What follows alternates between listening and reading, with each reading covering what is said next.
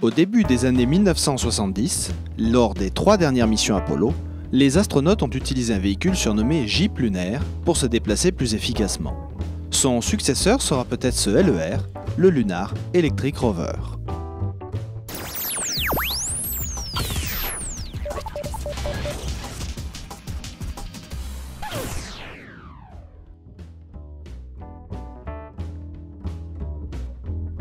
Le LER est une sorte de camping-car doté d'un habitacle pressurisé capable d'accueillir de 2 à 4 astronautes en bras de chemise.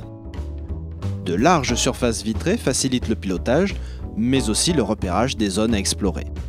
Jusqu'à 2 scaphandres seront stockés à l'extérieur afin d'éviter qu'ils ne ramènent de la poussière lunaire dans l'habitacle. On se glissera dans ceux-ci depuis l'intérieur du véhicule. De cette façon, un astronaute peut être prêt à fouler le sol de notre satellite naturel en seulement 10 minutes. Le LER dispose de couchettes, de sanitaires, de réserves d'eau et de nourriture. La NASA vise ainsi des missions de 14 jours et des parcours de 1000 km.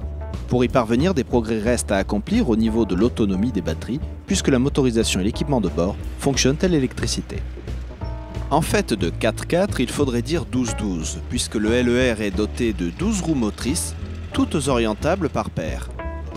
Le véhicule peut ainsi rouler en crabe ou tourner sur place si nécessaire.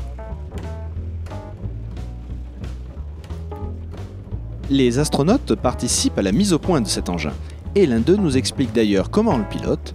Vous allez le voir du bout des doigts.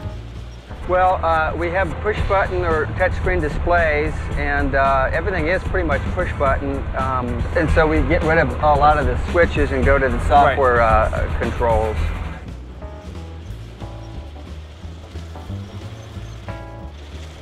Le LER n'est certes pour l'instant qu'un prototype, mais il préfigure ce que pourra être l'exploration de la Lune à partir de 2020.